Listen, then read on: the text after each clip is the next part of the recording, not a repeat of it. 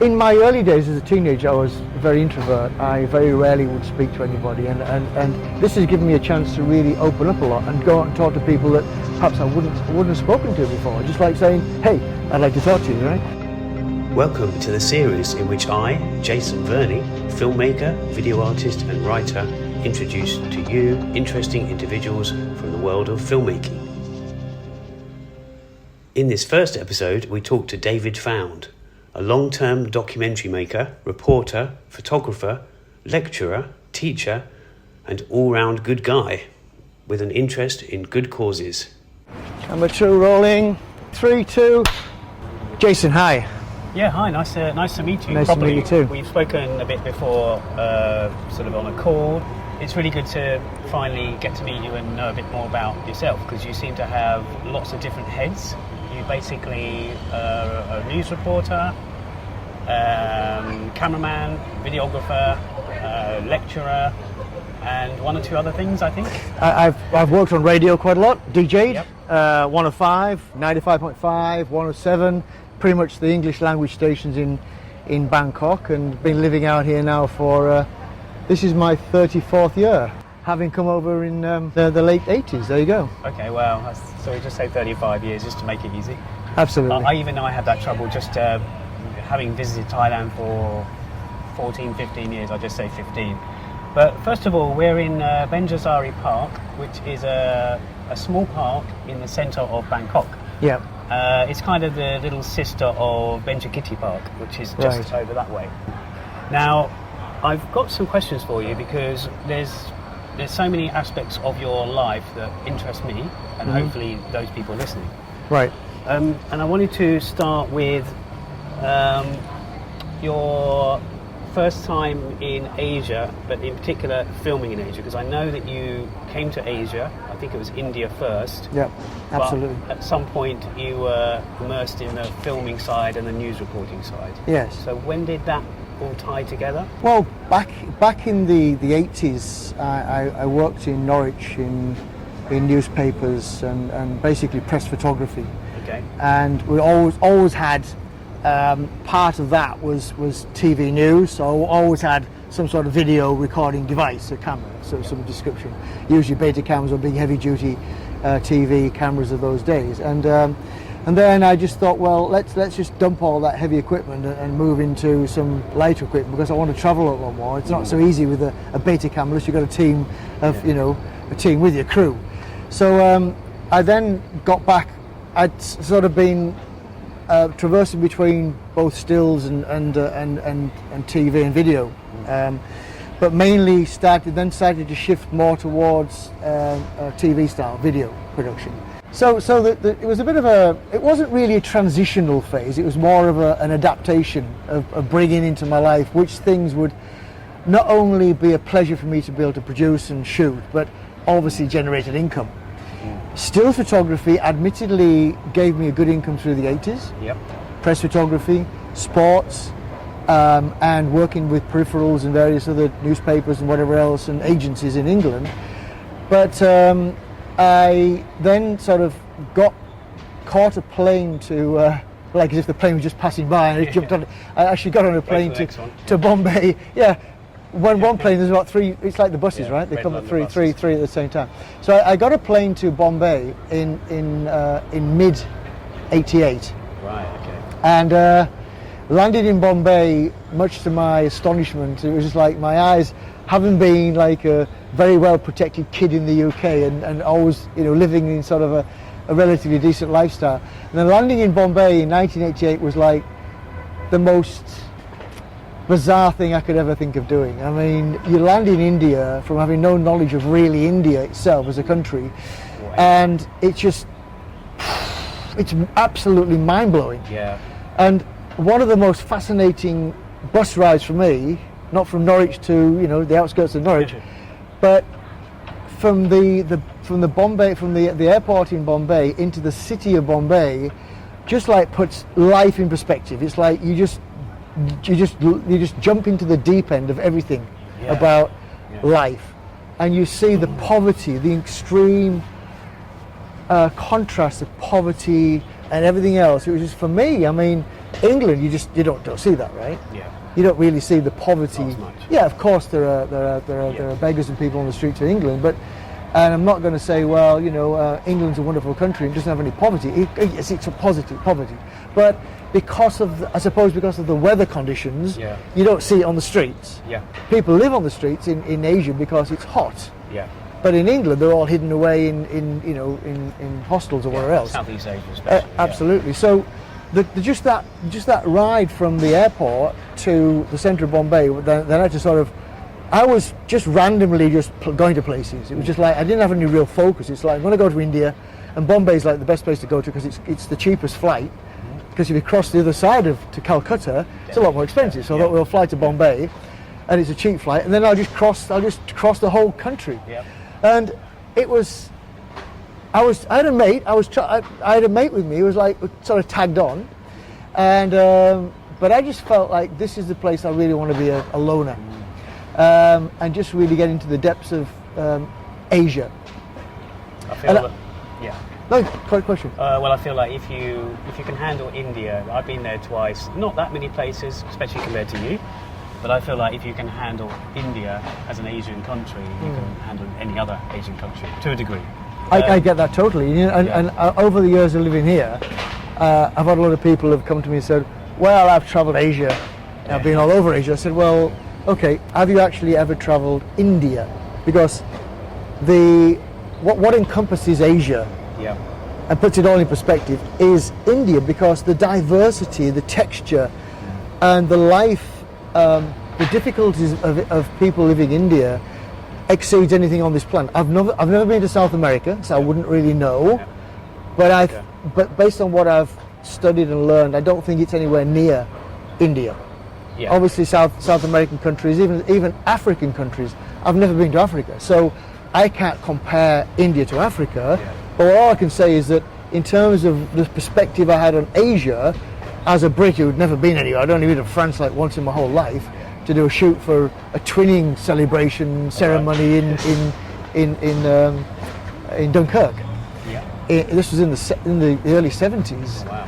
And it was like the most bizarre. I mean, to travel to France was already a tussle because it's like a 13-hour bus ride from the northeast of England to the Calais, the ferry, then crossing into France.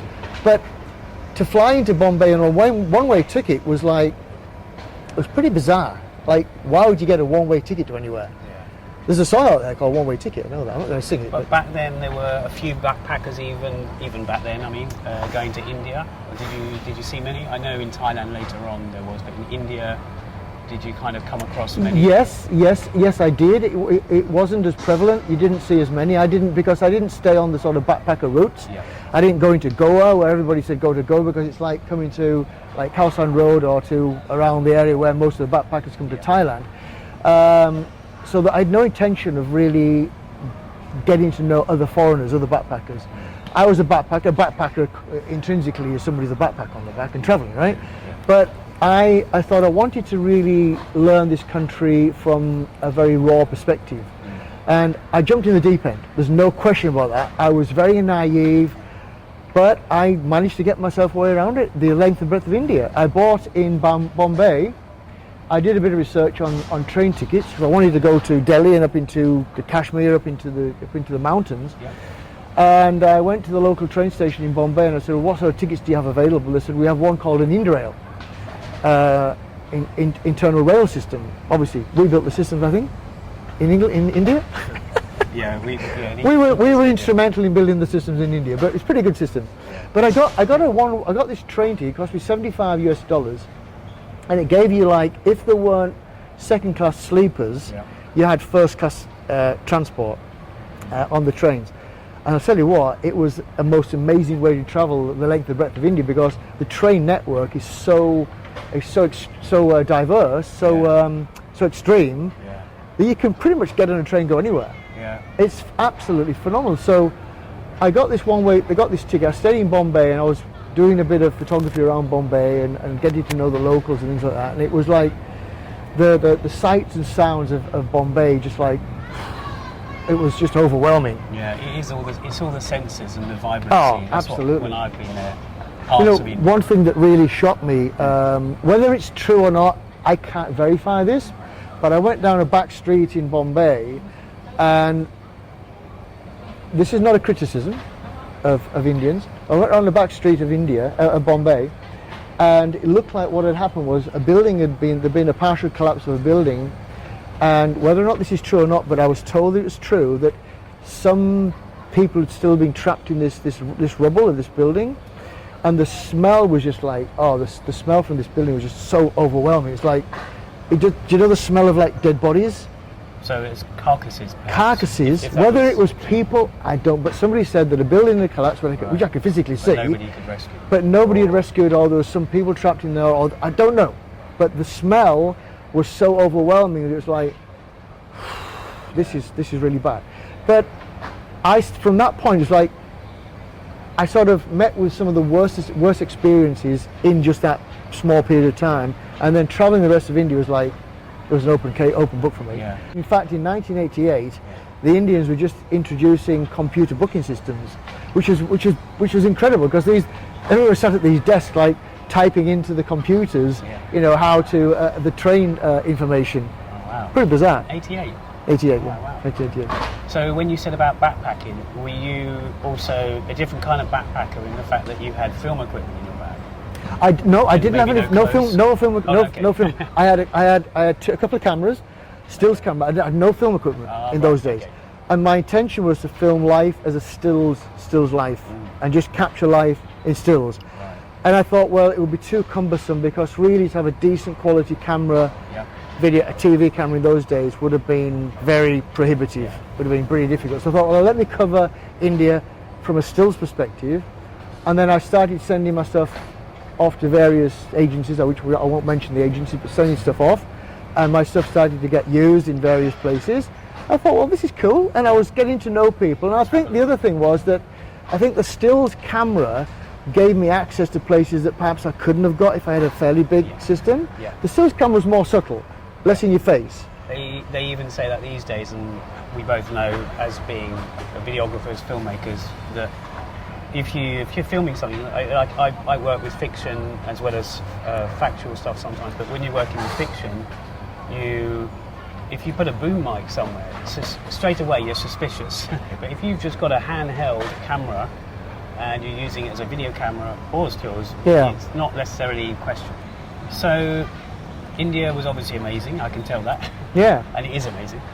And the trains are a great hidden secret to people that just visit a certain part of India, and if you don't know the trains, when you find them, they're this hidden gem of transportation. Right. You can see so much. Right. But I was going to say, then I know at some point you went from India to other Asian countries, and to name a few, you've been to Thailand, where we are, Burma, Cambodia. Some of these things we can't really mention that much, because it was about journalistic stuff. But yes, I've travelled a lot. I've been through Indonesia, Jakarta, and Hong Kong, up into the new territories of China, and explored a lot of places like that. Yeah. Cambodia. I've actually been across the Cambodian border, not fully legally, but I got across there to do a story. And there's a story which is there's a backstory to that being taken care of. That's a bit of a long story, but essentially that's the one I was thinking of. Yeah. Right. Okay. So I crossed borders from a journalistic perspective, put it that way. Yep. And I travelled pretty much the length and breadth of Thailand. I just fell in love with Thai life, Thai land, and I picked up Thai language pretty quickly, which is quite surprising. And then I was, due to my NUJ, a National Union Journalist and International Federation of Journalists membership, I got access to the refugee camps through the United Nations in 1989. Actually, December 88. But my intention was, I'd been studying the Cambodian War way back, and I was very interested in the whole Khmer Rouge story and the refugee side of it. And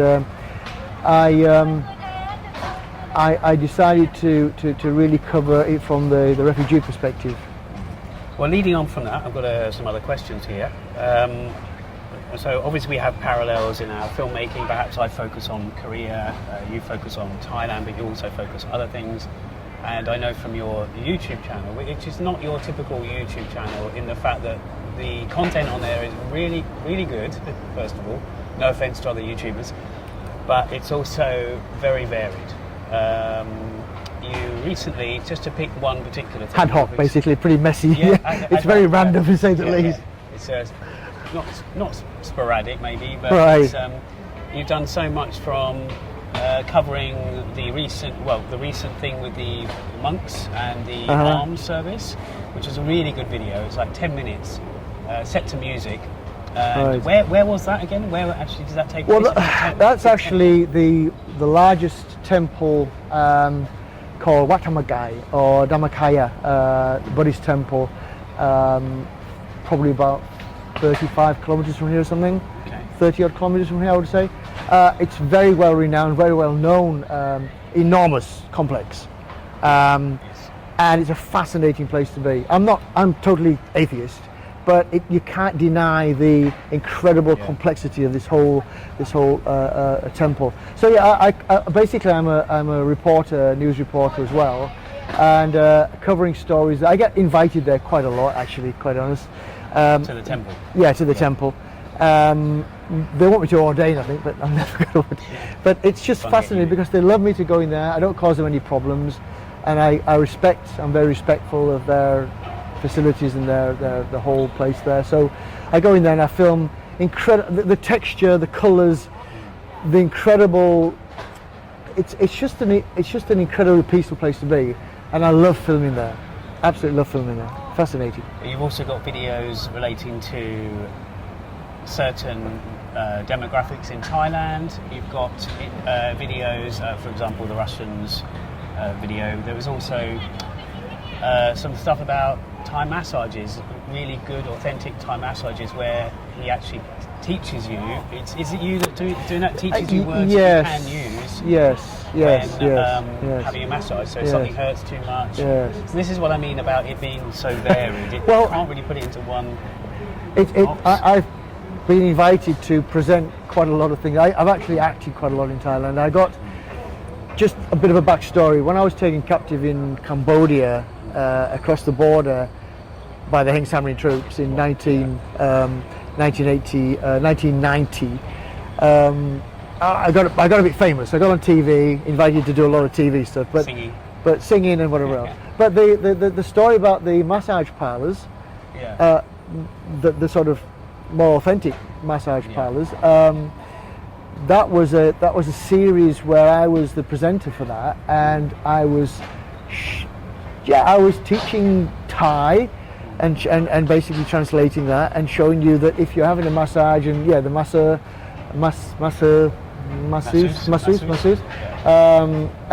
hurts you, then you tell you how to stop it. Jeb means hurt, right? Jeb, that's the sort of thing. So interesting. Jib is something else. Jib. They sometimes jib. Jeb is when he hurts you. What? No, I've been teaching some other sort of language. We'll do a language lesson. But we'll do a language lesson after this. You mentioned the Cambodia thing. It is a really long story, so we might be able to save that for another time. I do know a bit about this, so this is why I didn't want to press too much on that story. But it's entirely up to you if you want to talk more about that. But you ultimately, after India and these other places, you then decided to settle in Thailand. And later on, you became, at times, maybe ad hoc again, a lecturer at the university here, but also a lecturer outside of Thailand. And I wonder, which of those came first, lecturing, and how did they come about? Was that because of your reporting, or was it because of the? It's actually I was quite lucky. A TV production friend of mine, who in fact I still have to thank. He sent me an email once saying that a certain international university, which I won't mention the name, but a certain well-known international university here with a similar name in America but with a different spelling, were looking for actually a studio technician. And I'm pretty good at all that kind of stuff, technical stuff. I've done a lot of electrical stuff and technical stuff and film production stuff. So I applied for the job, and I was quite surprised when I got the job. And it was really about building the faculty of communication art.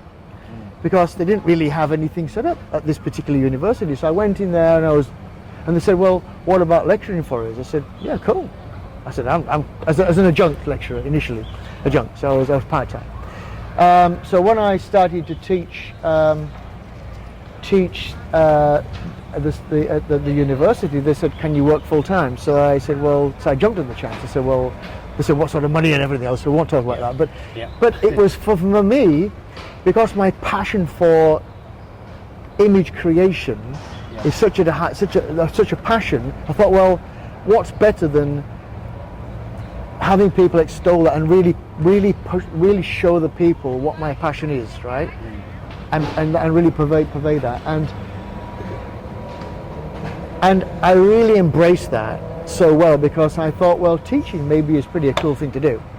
And I really dug deep into that, and I really decided to commit the rest of my life to teaching and to filmmaking and to teach other people how to filmmake. And so that's where the Thai University came in as well? Well, actually, that was before. I'd been a guest lecturer at another very large open university, because a friend of mine was a lecturer there, and he said, can you come and be a guest lecturer? And so I went quite often to lecture there, and I have the passion for teaching. I love to teach, and I love to take my knowledge, my background, and give other people the chance to embrace that and move on with that, and hopefully and do something useful with it. So I've taught at quite a lot of universities around Thailand. I've travelled all over teaching as a guest lecturer. But the job with the other university was nearly 4 years of full-time teaching there. So. Okay, and one question leading on from that then, with your Thai language knowledge, does that mean, right, would those lectures have happened, I'm guessing they wouldn't, in the Thai university, would they have happened if you didn't have that grasp? Just for, you could even say bargaining, your jobs, right? Or would you have got those without your grasp of Thai language? And the same with the news stuff, because obviously you do the news. Yes. Stuff. Well, there are obviously having language efficiencies and proficiencies are extremely useful. I was fortunate that I picked up Thai language pretty quickly. Okay. I don't know why. I studied French for 2 years and I can't even say petit pois. It's crazy, right? But I embraced Thai language pretty quickly, so that was an advantage to go and teach, obviously, in Thai universities. Now, how much the Thai students understood, I don't really know, but they're all nodding their heads in agreement.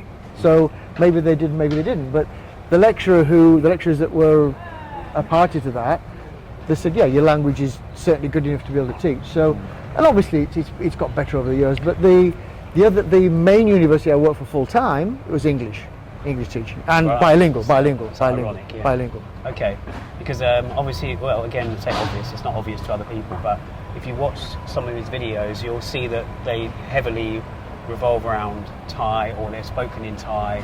And so some of those videos wouldn't happen without that knowledge. Sure. Maybe even your collaborators. Sure. Sometimes you work with non-Thais, but sometimes you work with Thais.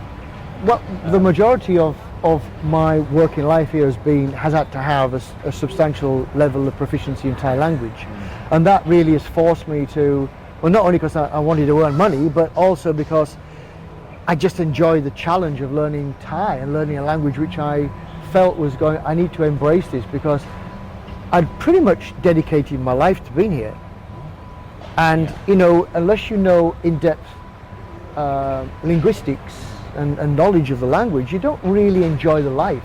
I think until you really understand the language, you're very superficial. Yeah, you're just observing. Absolutely. Yeah. And I'm very surprised that quite a lot of, this is not a direct criticism, but a lot of foreigners who spend a substantial amount of years living here, they have a very, very basic knowledge of Thai, and I don't really understand how you can enjoy a life in a country, even though Thais are getting better at English. This is not a criticism of Thais. They're still very low level in terms of English speaking. Yeah, it's like when I go to Korea, been to many times, but I try to learn something new on every trip.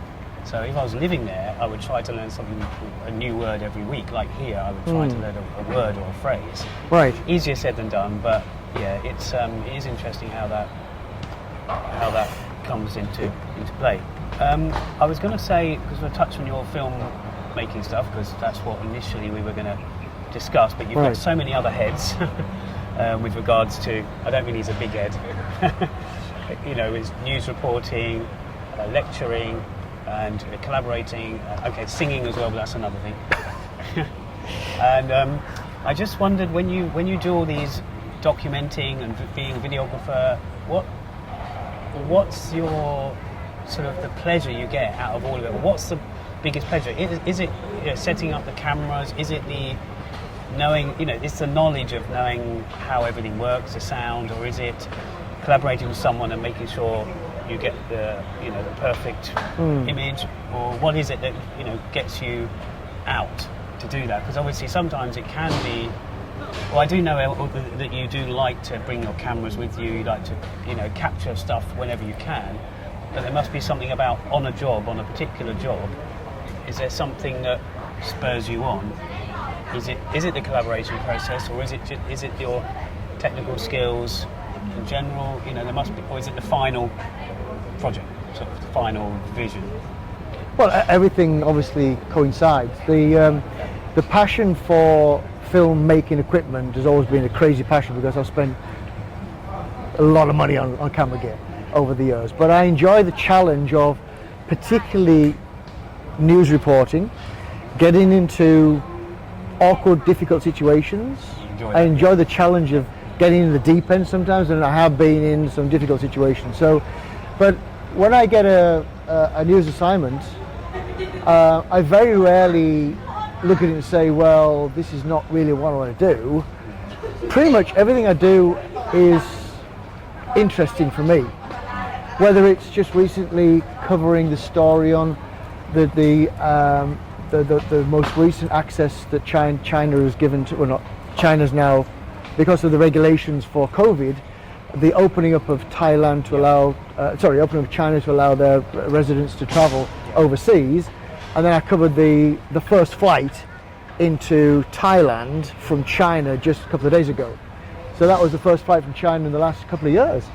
So everything has its interest. And then covering Russian tourists in Pattaya, interviewing Russians, it was fantastic. I was just walking around randomly saying, "Excuse me, are you from Russia?" And they were so nice with me. It was lovely. It was so nice. And I've been in war zones. I've been in some pretty hairy situations, but everything has its place in life. I saw a bit of that Russian one, Pattaya. That I don't know whose idea it was, but someone gave them the chance to not only introduce themselves in Russian, in English, but also to give them a bit of time to speak in Russian. Because that's nice, it's nice. Absolutely. I just wondered, was that your suggestion, or was it? Well, it was, because when if anybody feels a lack of confidence because of language difficulties, I mean, the Russians, with all respect to Russian people, generally they speak English really well. There are one or two that weren't quite as confident speaking English. I said, well, listen, you obviously want to express your passion, your enthusiasm for being able to come for a holiday in Thailand, and a lot of those people on that particular video are from Siberia. I've been into Siberia. It's an incredibly harsh country, and it was quite interesting that they're coming towards the sort of peak of winter in Siberia. It's like minus 20 degrees in Siberia currently, and they're coming to Thailand. It's like 30 degrees, so it's a completely opposite end of the spectrum. But the unfortunate thing is they've got to go back sometime and go back into the depths of Siberian winter. But I just found it really to be. I've developed this talent, I suppose you could say, or this maybe brazen attitude, just going to people and saying, "Hey, can I talk to you?" And generally people are fine, Generally people are fine. Excuse me, do you mind if I talk to you? Are you from Russia by any chance? Are you from China? Yeah, you're not painting a bad picture. No, of course you're not. And should be fine. In my early days as a teenager, I was very introvert. I very rarely would speak to anybody, and this has given me a chance to really open up a lot and go out and talk to people that perhaps I wouldn't have spoken to before. Just like saying, "Hey, I'd like to talk to you," right? Yeah. It's cool. So what about when you get your deadlines for your news things? Yes. We haven't said what you work for, who you work for, but you obviously work for certain company? Is it? It's just one company, isn't it, you work for? Do you Well, actually do freelance? I don't. I'm a freelancer, but I focus on one particular agency, which obviously as a freelancer, I'm not affiliated to any particular agency, but I've chosen one particular agency to really dedicate a lot of my time to them because they've been really good to me. So that's it's good. A blessing. There was a reason for that as well, was because asking that was I wondered how you obviously have deadlines with that. Yes. So I wondered how when you haven't got a deadline, how do you juggle all the other projects you want to do? Like me, you've got a lot more terabytes of files, and I just wonder, once you've got a deadline out of the way, how do you then go, right, now I want to do this? Right. Or well, it's just as well, Jason, that I do have deadlines, because otherwise, with the incredible diversity of video footage and content on my computer hard drives, that if I had like 5 years with no need for any income, I wouldn't need to work to deadlines. But I enjoy deadlines, because you know what, they really drive you to create content which has incredible diversity, but focuses on the true core and the storyline and the narrative, and that forces you to follow a narrative. Even though everything I do in life has a narrative, as a dialogue and narrative which you have to follow, because otherwise you've got no storyline, right? Yeah. And it just becomes crazy, it just becomes so random. And in fact, a lot of what I do is actually quite random. It's quite ad hoc. And then I go back to my editing room, and I'm pretty okay at mixing it all together. But you don't mind that, because I love editing, but I've got to take myself somewhere to do it. Like if I'm in a box, I don't necessarily like it. So do you find it easy, no matter what's going on in your other life, do you find it easy to sit yourself there for half a day, and you've got no deadline? So do you find it easy to do that? Because you've obviously picked a certain thing out of the terabytes of footage. And then do you find it easy, or do you think, well, no, I'm going to go out for a coffee and do it? Right. Well, admittedly, just to let you do a little bit of a backstory, I've recently divorced, so this is relative to my ability to sit in front of a computer screen and edit content that I'm totally passionate for and totally want to put together and compile it. But unfortunately, mentally, the last 8 or 9 months I have not been there. It's been pretty tough, but I still force myself to sit down and say, hey, listen, you've got not only the necessity to clean up my hard drives and make space for other stuff, and I don't want to keep buying more hard drives, so I say, listen, today, what about this week, I focus on a particular genre of content I have and get it finished, get all the rushes out of the way, and get a final product done, whether it's a 5, 10, 15, 20 minute video clip for YouTube, and get it done and get it finished, because otherwise it just goes on endlessly. And also then, I guess if you do make sure you do it, you can also self-distract yourself from other stuff that is in your life that might be going on. So if you say that I'm going to do that, right? Otherwise you could just take your mind back to you wander off into other tangents. In those days, even a Betacam was a compact camera compared to a film camera, and all the kit and all the grips and things you need for that. I'm a bit of a technical guy. I love technical stuff. I love a bit of a technophobe. That's the term for it. I love the that's an anti. Technophobe. Sorry. Technophobe is the anti guy. There's also another technocrat. No, not a technocrat. Anyway, I love technical stuff. So I love to be able to learn about, and because I've taught a lot of people how to use cameras, film work is an element of passion that overrides pretty much everything else. I'm quite anal in one respect, that everywhere I go I've got to have some equipment with me to record. I'm always looking for imagery. I'm always looking for B-roll footage. I'm always looking for cutaway footage, because when I taught at university, everybody asked me about A-roll and B-roll or cutaway footage, right? And I've always maintained this philosophy that A-roll, of course, is generally the interview footage, the chat with somebody or something of that type. But without B-roll, you don't have an A-roll. So actually, I twist them around. I say B-roll becomes your A-roll, because without that, it's just a silly little philosophy I have. But it's a bit like we were talking about before we went live. You can't have, it's the audio is just as much as absolutely the video. And a big effort to producing content is a big effort for audio quality. You know, one of the most annoying things about filmmakers that are not focusing on the quality of their audio, their recording or recorded audio, is that they focus more on the visual aspect of it, right? Yeah. I get that, but if the audio is crappy, you soon turn off. If you've got some bit iffy video footage, you'll still, if the audio is good, particularly if you've got a nice backing track, some nice bed and a nice music bed to that, you'll generally follow that through, right? And you'll go through with it. So I really make a big effort to record high quality audio in pretty much everything I do. And then lighting is for me is my big passion, is light. Obviously photography, photons, light, photography. Without that you've got nothing. Even to a point where recording in pretty dismal situations. Fortunately, my current camera, the Sony camera, records in pretty dismal situations, pretty nice level, quite quality footage. But try and avoid that. Try to light things with decent light and give yourself decent footage, because you're making content not just for yourself. Hopefully somebody else will enjoy your content. Otherwise, So, being a videographer and cinematographer, I wondered, when you shoot, how much of what you shoot is based on being as a photographer? I don't know if that's something you could explain. I totally get that. Right. In university, I made a very clear distinction between stills and video, and cinematography.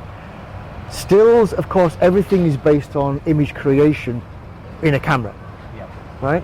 So framing, techniques of framing, is it different to video? I would say there are different techniques in terms of how you frame up something for video, particularly if you've got more than one camera. Generally, if you shoot stills, it's one camera shooting stills. There are very rarely you have more than one camera shooting stills, unless you're shooting where you've got automated cameras around a football stadium shooting football and you're all remotely shooting. But that's a different concept. Many years ago, which is quite fascinating for me, I've forgotten the name of a very famous, obviously not very famous enough because I've forgotten his name, but I remember watching a documentary about a cricket photographer back in the 70s, and even then he had wired remotes, but that's because you could pre-focus maybe on the stumps. You could pre-focus. He had like 4 cameras remotely controlled. He was using one, and I'll try and dig that video out. But it's a fascinating subject, because this guy, even in those days, in my early days, this guy had remote cameras. Yeah, wow, that's going back. You know, pre-focus, locked on various. Obviously, you've got fielders, positions of fielders, but when a ball's going towards a fielder, they're running. They're not staying still, right? Yeah. But generally, you've got the batsman playing in his crease, and so on and so forth. And this guy had some serious kit, and I was like fascinated, because I remember there was a program in English TV in those days, which was Camera Works or something, some photography teaching program, and sports photography was a passion, because I tell you what, if you can be a successful sports photographer, everything else comes pretty easy from that point onwards. Because in those days, in the 70s, when I was a football photographer, everything was manual focus. You've got to make sure that your left eye is following the action. So, you know, both eyes are open all the time. This eye is following action, because if you're not, you're going to lose where the ball is landing or being kicked from. So. And from a technical aspect as well, it's also one of the things that you film that's got the most movement. Absolutely. Than anything else in life. Probably. Absolutely. So if you can start life as a sports photographer, or even a sports cameraman, I mean, this day and age technology is far surpasses everything else on the planet. But in terms of stills, I mean, I have a lot of respect for football photographers, because it's action I mean, it's a flash second action. Yeah. And you've got to catch it, otherwise you're not going to make any money, Yeah, right? I get it, yeah. And I struggled in the early days. I struggled with that because you talk about big, heavy cameras, Nikon F3s, motor drives, 300mm, 600mm lenses. You're talking about heavy cameras, and you've got to crank up that focus. And if you're not on the spot, I mean, I've got a lot of respect for those people. Really have, you know. So I can't really bring this interview to a close without just Right. speaking about some of your film projects.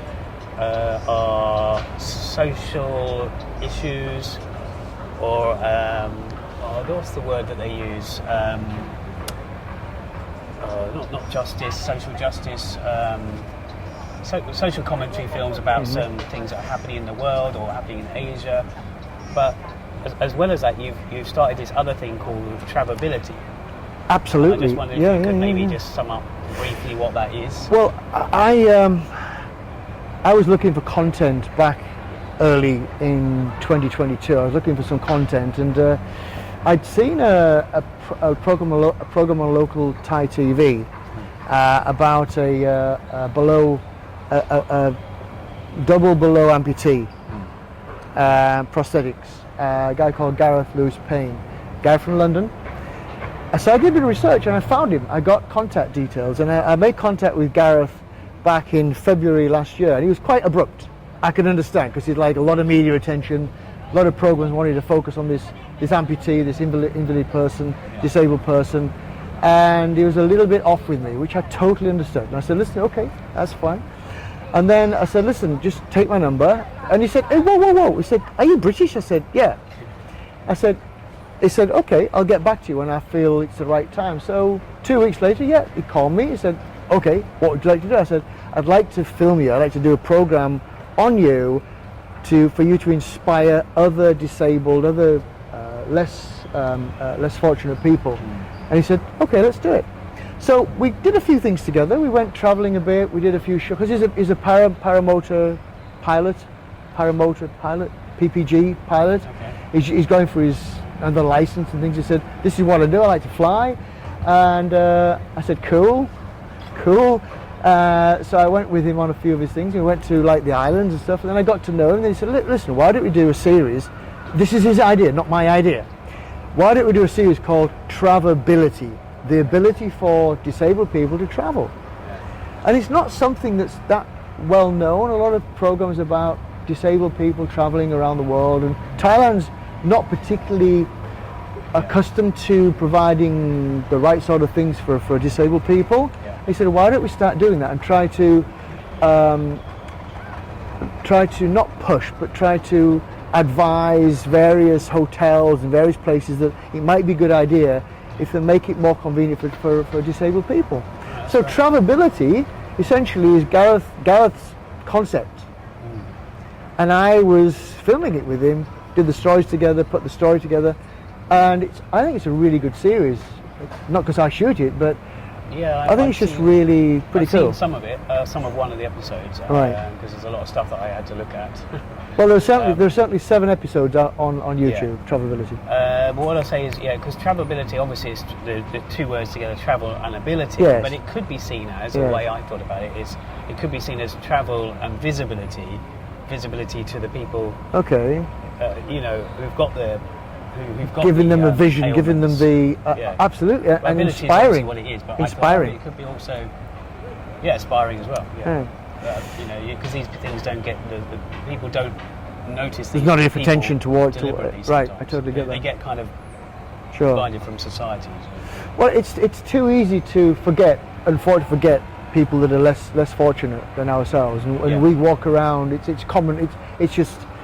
It's second nature for us to walk around and climb up steps, but it's not for people who are disabled. And there aren't that many places that embrace the fact that it might be better to offer some better facilities for less fortunate people, disabled people around the world. And there's a lot now. On a lot of Facebook groups. There's a lot of amputee groups and stuff like that. And it's really cool. And.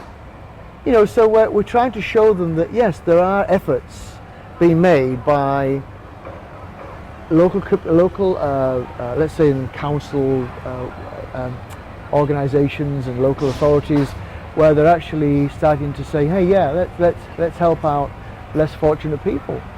That it's not so natural for them to be able to walk up difficult areas. So I think it could lead to, hopefully it could lead to better development of local communities and things in that respect. That's really good. Yeah. What was the thing I was just thinking of? That people say it when it's not a social justice film, but like social awareness, something story, but not personal story. You probably know this, being a news person. Yeah, I'm trying to think too. No, something story. Social conscience. Story. Social conscience. Maybe. More of a conscience. It'll come to me afterwards. Social Right. conscience. Yeah. Well, I think we'll draw that to a close because there's so many other questions I could ask you, and you've got a life full of interesting film-related stuff and press-related stuff. Yeah. That we could go on. But I really appreciate I appreciate the questions today. I really appreciate the chance to be able to give my part of my story. And it's really good for me as well. Yeah, I feel privileged really to be able to get to know Jason because same life. it's life is like that. There's all these intermangles and people getting to know each other by different associations and things. Thanks. And we should say that also one of our mutual friends, Thida, she's put us in touch with one another. She's a very proactive filmmaker as well, who does stuff for good causes. I love her content. Absolutely fantastic. She doesn't fascinating. stop. Absolutely amazing. And the passion that we all have for creating content for people to really embrace and to really, and see a little bit more about the world. Well, it's good to, as I say, just to finish this off, but to meet people like you and Thida, that I might sit on my bum longer than I should, when I should be going through my terabytes or not that many, but terabytes of footage. Right. And when I see people doing it, it makes me think I should be doing it more and getting up in the morning and getting on with it. Well, we'll see about that, but hopefully.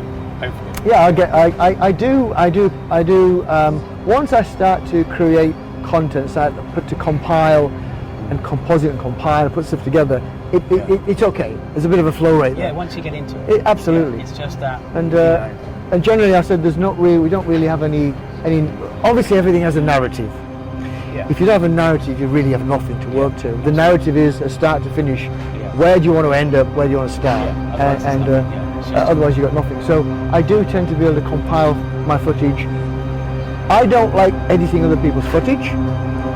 I prefer to edit my own footage because I know what's going on there, right? Yeah. And based on that, this is the end of this episode today. Yes, that's the end, and we're going to call it.